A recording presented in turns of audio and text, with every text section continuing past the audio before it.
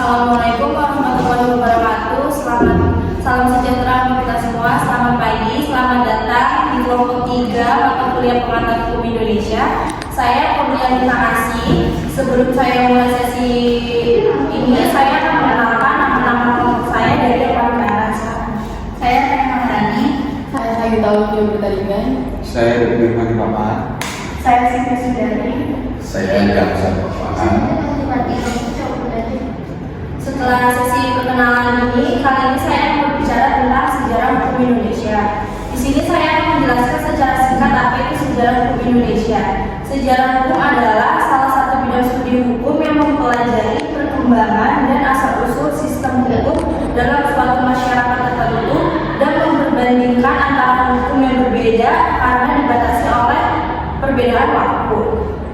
Pemikiran tentang sejarah hukum pertama kali dipelopori oleh Friedrich Karl von Schaffer menyebutkan hukum itu tidak dibuat tetapi tumbuh dan berkembang bersama masyarakat, sehingga hukum dilihat sebagai suatu bagian yang tak terpisahkan dalam sejarah bangsa.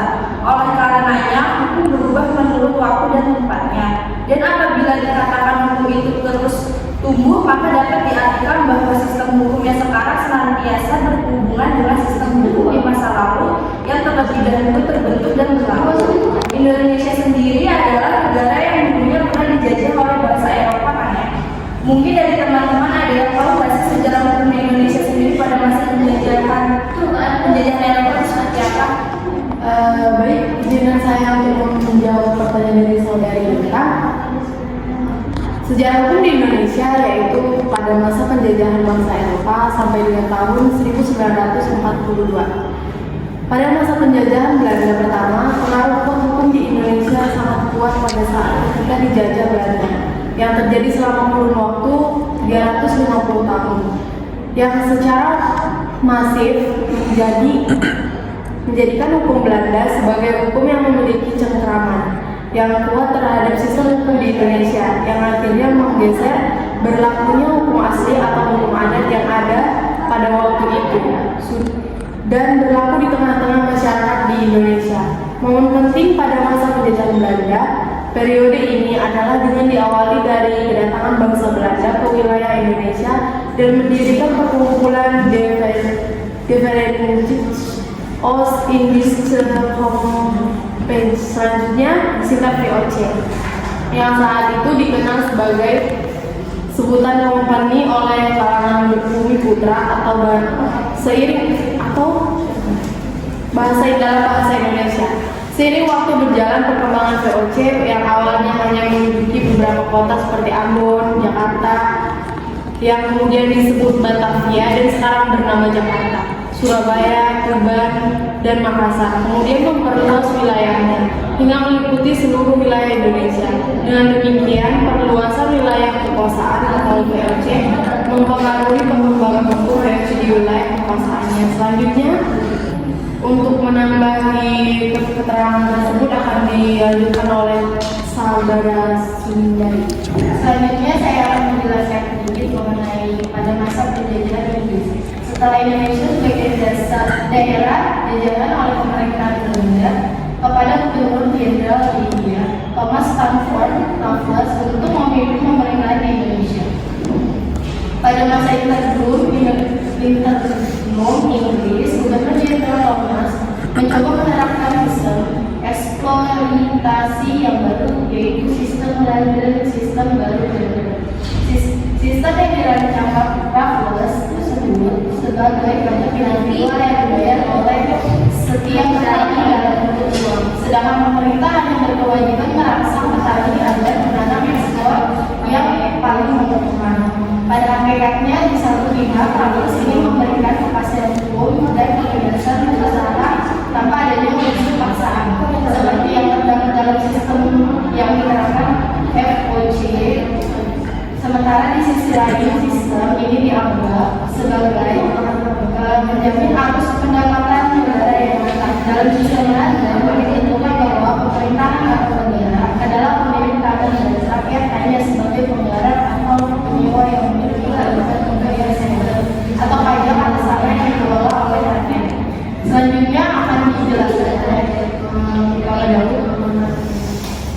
Baiklah, di sini saya akan menjelaskan tentang penjajahan Belanda yang kedua. Setelah Indonesia diserahkan Inggris kepada pemerintah Belanda, terlihat adanya keraguan pemerintah Belanda dalam memimpin rakyat Indonesia, terutama melakukan kembali hukum Belanda di negara jajahannya, yaitu Indonesia, karena pengaruh pemerintahan sebelumnya, yaitu pemerintahan Inggris, terhadap perkembangan dan pemberlakuan hukum di Indonesia. Oleh karena itulah, maka pemerintah Indonesia melakukan review terhadap pemberlakuan kembali hukum Belanda di Indonesia. Di antaranya yang menjadi permasalahannya adalah pertama, penerapan sistem hukum Nederland yang merupakan hukum tertulis yang diterapkan di Indonesia, yang notabene mayoritas hukumnya tidak dalam bentuk tertulis, namun tetap dipatuhi oleh mayoritas rakyat.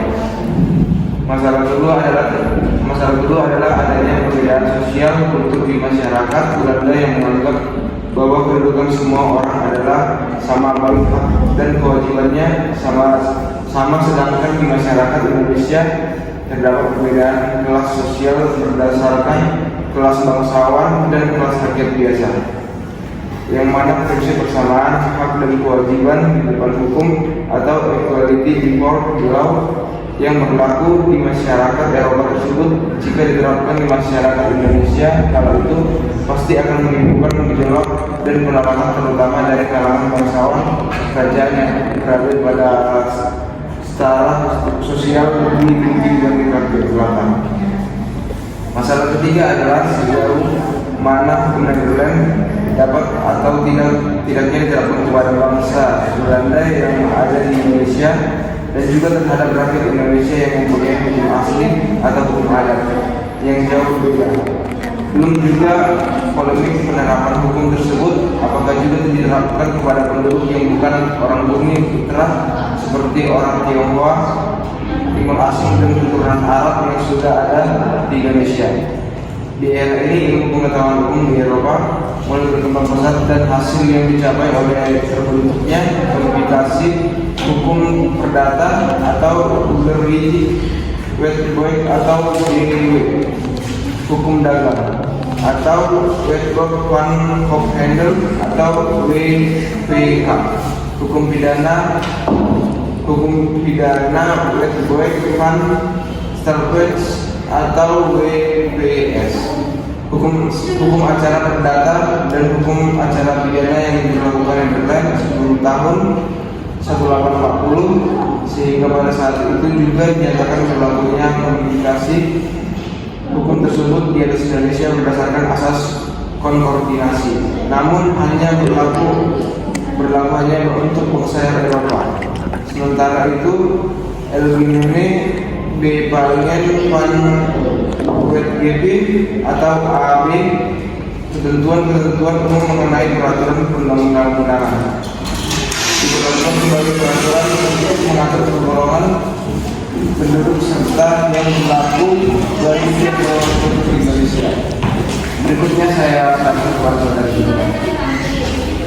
Dari penjelasan yang kalian berikan tadi kan mengenai sejarah hukum Indonesia pada masa penjajahan bangsa Eropa. Ada nggak sih sejarah hukum Indonesia pada saat zaman kemerdekaan, Orde Lama, Orde Baru, dan Reformasi? Ya, aku bakal ngejelasin pada zaman kemerdekaan dan Orde Lama ya. Setelah bangsa Indonesia menyatakan kemerdekaannya pada tanggal 17 Agustus 1945, terjadi revolusi di bidang hukum, yang mana perubahan pemberlakuan hukum dan sistem hukum kolonial kepada sistem hukum nasional dengan ditandai disahkannya Undang-Undang Dasar berlaku pada 1945 disebut sebagai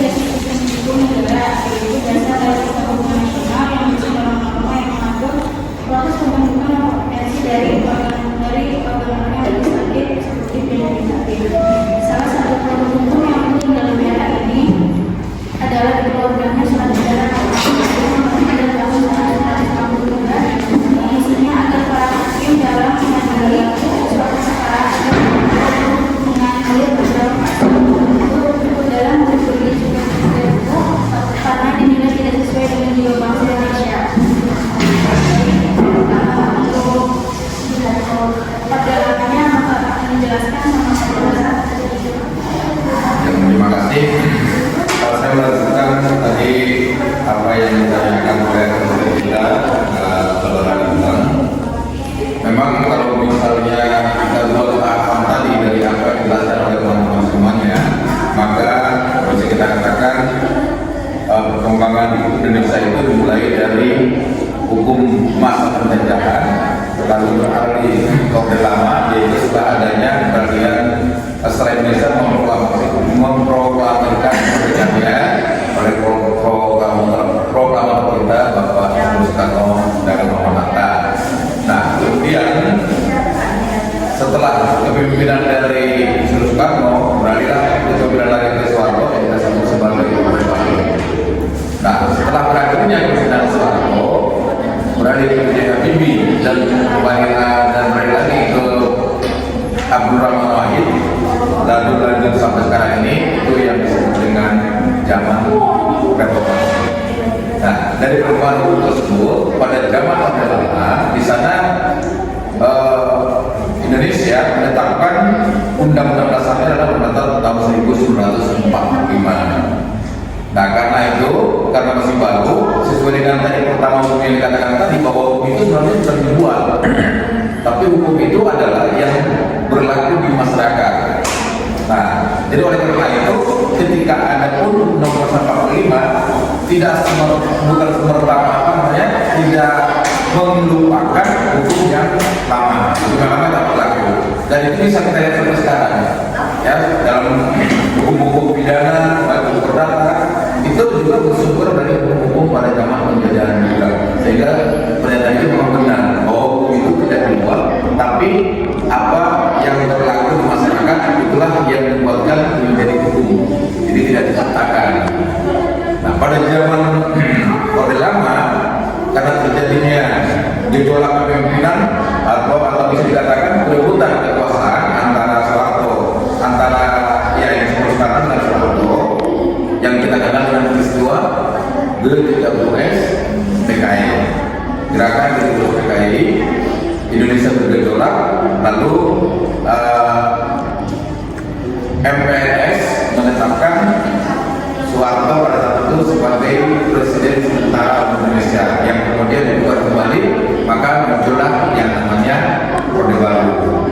Nah, Orde Baru memang kalau kita lihat kelembagaannya ada perbedaannya pada zaman Orde Baru, bahwa kehakiman itu disatukan berbeda dengan kejaksaan. Artinya apa? Bahwa presiden bisa mengintervensi hukum. Pemerintah bisa mengintervensi hukum. Khususnya berarti pada saat itu presiden Soeharto. Nah, namun pada zaman reformasi itu sudah dihilangkan, artinya independen ya. Artinya lepas antara hakim dan jaksa. Kalau dulu satu, ya itu menjadi suatu ada lembaga kehakiman yang menaungi antara jaksa dan hakim, sehingga apa kata kehakiman ya nurut gitu. Tapi kalau sekarang ini sudah dipisahkan antara kejaksaan dan kehakiman, dan mereka punya etikat masing-masing, tidak ada yang meminta. Jadi artinya mereka bebas untuk membuat kebijakan masing-masing tanpa dipengaruhi oleh yang satu dan yang lainnya. Nah, itu mungkin perbedaan yang paling mendasar antara zaman Orde Lama dan Orde Baru gitu. Nah, kemudian reformasi, bedanya pada zaman Orde Baru bahwa presiden dipilih oleh MPR. Nah, sekarang presiden langsung dipilih oleh rakyat. Mungkin yang namanya kedua yang belakangan ini kita lagi banget masalah demokrasi terbuka dan demokrasi tertutup.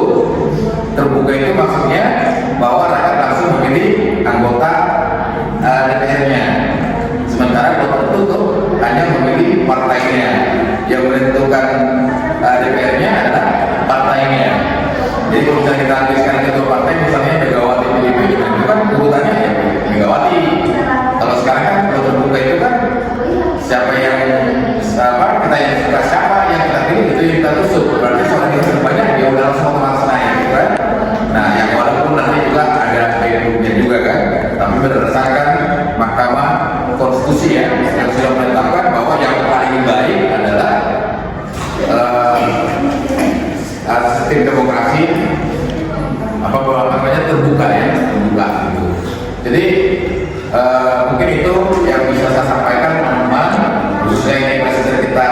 kurnia lengkap dan berdiskusi kita pada kesempatan ini sejarah perkembangan hukum di Indonesia, gitu ya.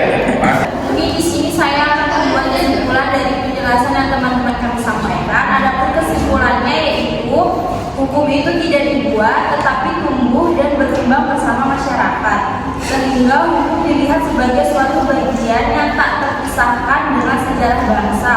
Oleh karenanya hukum berubah menurut waktu dan tempatnya.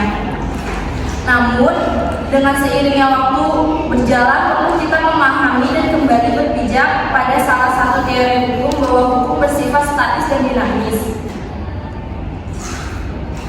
yang artinya bahwa hukum bersifat statis di mana hukum merupakan norma dan kaidah peraturan yang berlaku di masyarakat yang harus tetap ditegakkan tanpa memandang tempat dan kondisi zaman dan faktor lainnya. Namun juga hukum bersifat dinamis di mana hukum merupakan perwujudan peranata sosial yang penciptaannya bertujuan memberikan solusi atas kondisi zaman pada masa itu yang selalu berubah sesuai dengan kebutuhan dan perkembangan masyarakat yang ada saat ini. Hasil diskusi kami ya pada diskusi kami saat ini ya, semoga apa yang kami sampaikan ini bisa menambah wawasan kita bersama. Jika ada masalah atau kritikan untuk kami akan terima dengan senang hati demi perbaikan kami ke diskusi yang berikutnya. Terima kasih. Kami akhiri. Assalamualaikum warahmatullahi wabarakatuh. Salam sejahtera untuk kita semuanya.